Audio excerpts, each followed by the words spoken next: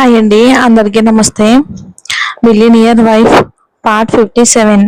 కానీ ఒక్క మాట కూడా మాట్లాడలేదు. ఏమైంది అరవింద్, నేను ఎంతసేపు మాట్లాడుతూ ఉంటాను, మౌనంగా ఉన్నావే, దాని అర్థం ఏంటి అంటూ తృప్త కోపంగా అడిగింది. మొత్తానికి ఆస్తి కోసం నన్ను అమ్మయ్యారని నిర్ణయించుకున్నారన్నమాట, అంతే కదా అని అరవింద్ ప్రశాంతంగానే అడిగాడు.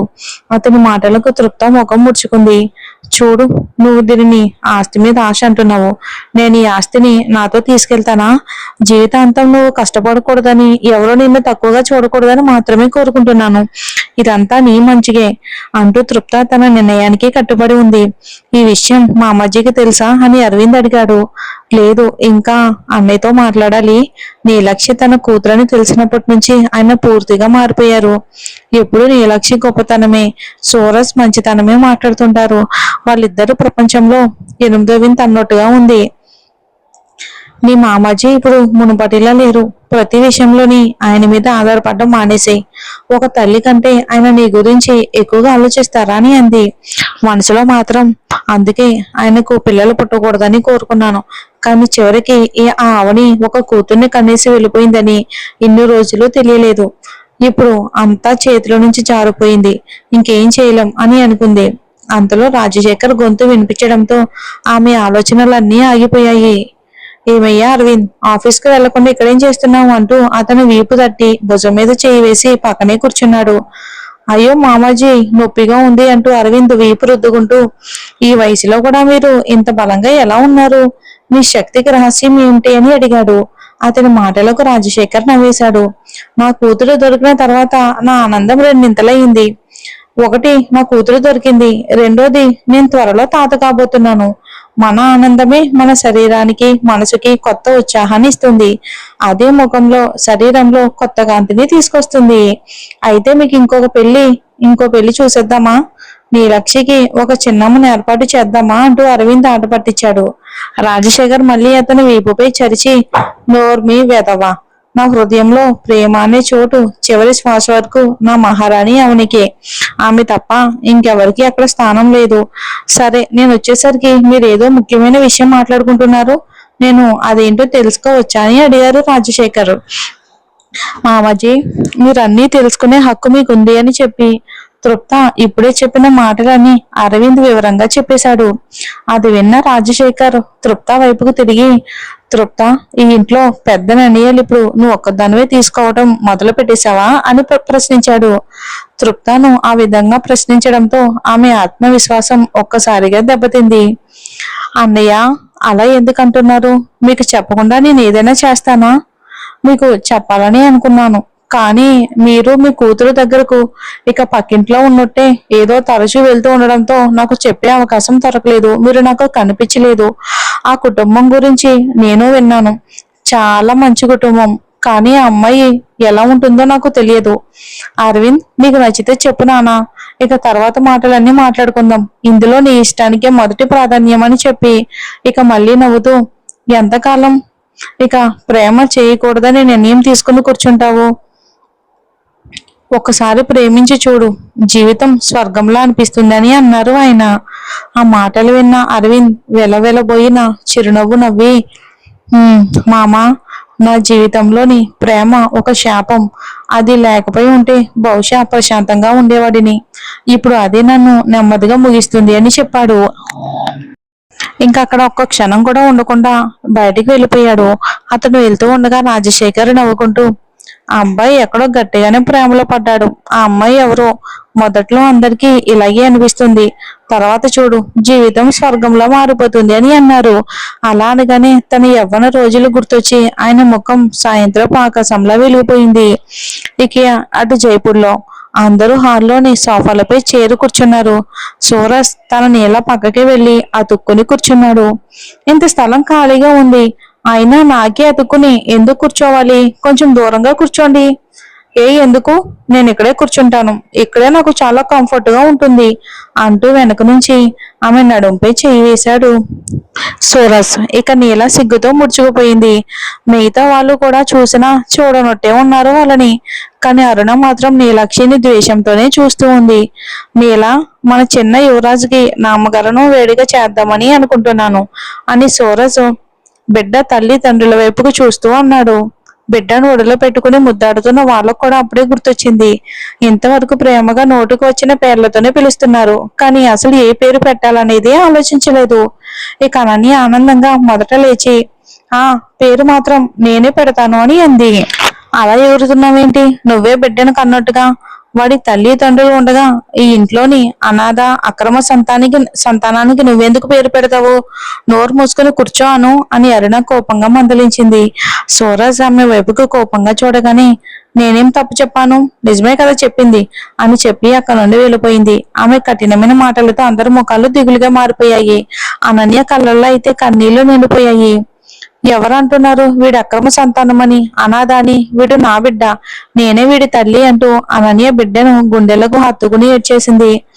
అక్క, ఎందుకు ఏడుస్తున్నారు? ఇతను మీ కొడుకే, రండి మనం వీడికి ఏ పేరు పెట్టాలో ఆలోచిద్దాం అంటూ నీలక్షి అనన్యను ఓదార్చింది. అవును నిజమే, మరి ఏ పేరు పెడతాం అని అనన్య గడ్డం కింద చెయ్యి పెట్టుకుని ఆలోచిస్తూ, నీ పేరు నీలక్షి, ఎంత అందంగా ఉందో, వీడికి అదే పేరు పెడతామా అని అడిగింది. అది విని ఒక్కసారిగా నీలక్షి నవ్వేసింది. అక్క, అది ఇది అబ్బాయి, అబ్బాయికి తగ్గ పేరు పెట్టాలి. సరే అయితే నా దగ్గర ఒక ఆలోచన ఉంది. అందరూ తమకు నచ్చిన పేరును ఒక్కో చీటీలో రాసి వాటిని దేవుడి ముందు కలిపి వేద్దాం. తర్వాత ఏ చీటీ వస్తే అదే పేరు పెడదాం. ఎలా ఉంది అని సూరజ్ వైపుకు చూసింది. అందరూ అంగీకరిస్తూ సరేనని తలూపారు.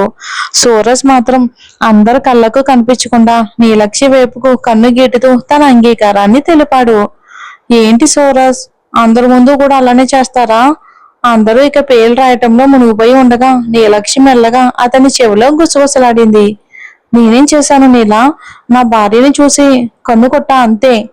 నీలా అని కంగారుగా పిలిచి, ఈ రాత్రి కూడా నేను ఎంచిన అదే డ్రెస్ వేసుకుంటావా అని అడిగాడు. ఆ మాట విన్న వెంటనే నీలక్షి ముఖం సిగ్గుతో ఎర్రబడిపోయింది. అతన్ని కోపంగా చూడాలని ప్రయత్నించింది, కానీ సూరజ్ మై మర్చిపోయిన గొంతుతో, అలా చూడకు నీలా, నీ ఆ చూపులే నా ప్రాణం తీస్తున్నాయి. You are killing me. ఇక ఆ రోజు గురించి చెప్పడానికి నా దగ్గర మాటలే లేవు. యు ఆర్ అమేజింగ్ అని అన్నాడు. అతని మాటలు విన్న నీలక్షి సిగ్గుతో రెండు చేతులతో తన ముఖాన్ని కప్పుకుని ఇక అతని గుండెలపై తల ఆనించేసింది. ఇటు జోధాపూర్లో చూద్దాం, మరి అరవింద్ ప్రేమ సంగతి ఏమైందో. అరవింద్ తన ఆఫీసులో కూర్చుని పనిచేస్తున్నాడు. మధ్య మధ్యలో అతని చూపు మేఘన వైపుకు వెళ్తున్నా ఆమె మాత్రం తన పనిలో పూర్తిగా నిమగ్నమై ఉంది.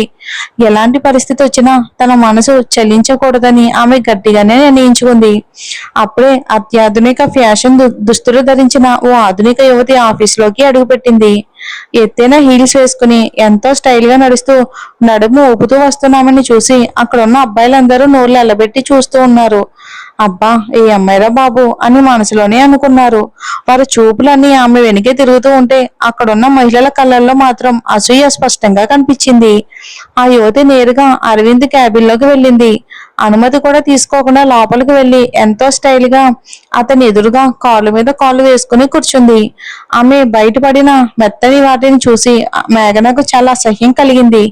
వెంటనే ముఖం చిట్లిచ్చింది.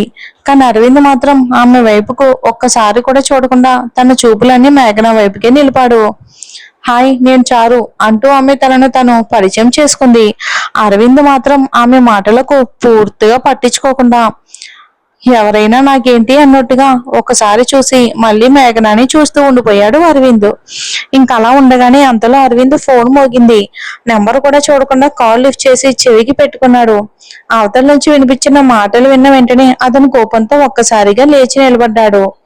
అరవింద్, నిన్ను కలవడానికి చారు వస్తుంది. నీ కోసం నేను చూసిన అమ్మాయి ఆమెని. ఆమెతో కాస్త మర్యాదగా మాట్లాడి ఇలాంటి పెద్ద సంబంధం దొరకడం చాలా కష్టం. ఇక వెతుక్కుంటూ వచ్చిన లక్ష్మిని పట్టుకోవాలి గాని చేతులారా జారి విడుచుకోకూడదు. అర్థమైందా నేను చెప్పేది కూడా నీకు క్లారిటీగా అర్థమైందని అనుకుంటున్నాను. నీ కాబోయే భార్య మనసు నొప్పించొద్దు. అరుణ స్పష్టంగా చెప్పి అరవింద్ సమాధానం కోసం ఎదురు చూడకుండా ఫోన్ పెట్టేసింది. చారు అతని వైపుకు వ్యంగ్యమైన చిరునవ్వుతో అలానే చూస్తుంది. ఇప్పుడు ఎవరు ఫోన్ వచ్చిందో ఆమెకు బాగా తెలుసు. ఆఫీసులో అడుగు పెట్టగానే ఆమె తృప్తకు ఫోన్ చేసింది. ఈ పెద్దింటి సంబంధం ఎలాగైనా వెంటనే ఖరారు కావాలని తృప్త కోరుకుంది. అరవింద్ ఏదైనా చేసి ఈ సంబంధం చెడగొట్టకూడదనే భయం ఆమెకుంది. అరవింద్, మీతో నేను ఒంటరిగా మాట్లాడాలి అని చారు చెప్పి మేఘన వైపుకు చూసింది. ఆ చూపు అర్థం చేసుకున్న మేఘన ఇద్దరికి ఏకాంతం కల్పిస్తూ క్యాబిన్ నుండి బయటికి వెళ్ళిపోయింది. అరవింద్ ఆమె వెళ్ళిపోతున్న వైపుకి ఆరాటంగా చూస్తూ ఉండిపోయాడు. నేను ఎవరో ఇప్పటికే ఆంటీ మీకు చెప్పే ఉంటారని అనుకుంటున్నాను. అదే విషయం గురించి మాట్లాడడానికి వచ్చాను. చూడండి మిస్ చారు, ఈ పెళ్లిపై నాకు ఎలాంటి ఆసక్తి లేదు. ఇంకొక విషయం, నేను ఇప్పటికే మరో అమ్మాయిని ఇష్టపడుతున్నాను అని అరవింద్ తన మనసులోని మాటను స్పష్టంగా చెప్పేశాడు. ఆ అమ్మాయి కూడా మిమ్మల్ని ఇష్టపడుతుందా అని ఆమె ప్రశ్నార్థకంగా అడిగింది. అది తెలుసుకోవాల్సిన అవసరం మీకు లేదు. ఎందుకు లేదు అని ఆమె కోపంగా ఉంది. అది తెలుసుకునే హక్కు నాకుంది, అది కూడా మీ నుంచే. ఆమె చూపులు అరవింద్ మెడ కింద నుంచి అతని శరీరంపై ఏ మాత్రం సంకోచం లేకుండా తిరుగుతూ ఉండడంతో అతనికి ఒక్కసారిగా అసహ్యం వేసింది. చూడండి మిస్టర్ అరవింద్, నాకు ఈ పెళ్లి కుటుంబం లాంటి వాటిపై పెద్దగా ఆసక్తి లేదు. నాకు కావాల్సింది నా సంతోషం మాత్రమే. నా జీవితాన్ని నాకు నచ్చినట్టుగా స్వేచ్ఛగా జీవించాలనుకుంటున్నాను. నాకు ఎక్కడ ఆనందం కనిపిస్తే దాన్ని నేను తప్పకుండా సొంతం చేసుకుంటాను. అలా ఒకరోజు మిమ్మల్ని చూశాను. దీన్ని నేను ప్రేమ అనను. మీరు దీన్ని కేవలం కోరిక అనాలనుకున్నా నాకు ఎలాంటి అభ్యంతరం లేదు. ఇంట్లో వాళ్ళు పెళ్లి కోసం చాలా ఒత్తిడి చేస్తున్నారు. అందుకే నేను మిమ్మల్ని ఎంచుకున్నాను. సూటిగా చెప్తున్నాను, నాకు ఎప్పుడు అవసరం అనిపిస్తే అప్పుడు మీతో కలవాలి. అలాగే నేను పబ్లు, పార్టీలు, డిస్కోలకు వెళ్తాను. నా స్నేహితులతో డేట్లకు వెళ్తాను. వాటి గురించి మీరు నన్ను ఒక ప్రశ్న కూడా అడగకూడదు. నాకు అమ్మాయి స్నేహితుల కంటే అబ్బాయి స్నేహితులే ఎక్కువ. వారికి మీరు నాకు నచ్చే వారికి మీరు నాకు ఇచ్చే గౌరవమే ఇవ్వాలి. వాళ్ళకు కూడా వాళ్ళు ఎప్పుడూ నా జీవితంలో ఉంటారు. అందులో మీరు జోక్యం చేసుకోకూడదు. దీనివల్ల మీకు లాభం ఏమిటంటే నా ఆస్తిని అనుభవించవచ్చు, నాతో సుఖంగా ఉండవచ్చు, మా కుటుంబం పేరు ఉపయోగించుకోవచ్చు. మాతో సంబంధం కలిస్తే మీ వ్యాపారం ఎన్నో రెట్లు పెరుగుతుంది. ఆ తర్వాత మీరు కూడా మీకు నచ్చిన వారితో సంబంధం పెట్టుకున్నా నాకు ఎలాంటి అభ్యంతరం లేదు. మొత్తానికి ఆమె ఓ ఇంటిని నిర్మించడానికి కాదు, తన మాట వినే బానిసను సంపాదించుకోవడానికే పెళ్లి చేసుకోవాలి అనుకుంటుంది. తాము తమ కొడుకు జీవితాన్ని నాశనం చేయబోతున్నామని అరవింద్ తల్లికి ఏమాత్రం తెలియదు. ఆమె చెప్పిన ప్రతి మాట వింటూ అరవింద్ శరీరం కోపంతో బిగుసుకుపోయింది. పళ్ళు గట్టిగా బిగబట్టి నిలబడ్డాడు. ఆ క్షణంలో అతనికి ఒక్క మాట కూడా నోటి నుంచి రావట్లేదు. సో డియర్ అరవింద్, నాకేం కావాలో నేను క్లియర్ గా చెప్పాను. ఇక నిర్ణయం మీదే. కానీ అది నా పక్షాన్నే ఉండాలి. ఎందుకంటే నాకు నచ్చనిది ఏదైనా సరే, అది వస్తువైనా మనిషి అయినా, నేను దాన్ని సాధించకుండా వదలను. లేకపోతే నష్టపోయేది మీరే అని చెప్పి ఆమె లేచి అతని ఒడిలో కూర్చుంది. అరవింద్కు కోపంతో ఆమెను చంపేయాలి అనిపించింది. ఆమె ఎలాంటి అనుమతి లేకుండానే తనను అరవింద్ని దగ్గరకు తీసుకుంది. ఇక అరవింద్ కళ్ళను బిగ్గా మూసుకున్నాడు అసహ్యంతో. తన శరీరం అంతా మంటల్లో కాలిపోతున్నట్టుగా అతనికి అనిపించింది. మరి చూద్దామండి ఏం జరుగుతుందో వచ్చే ఎపిసోడ్లో.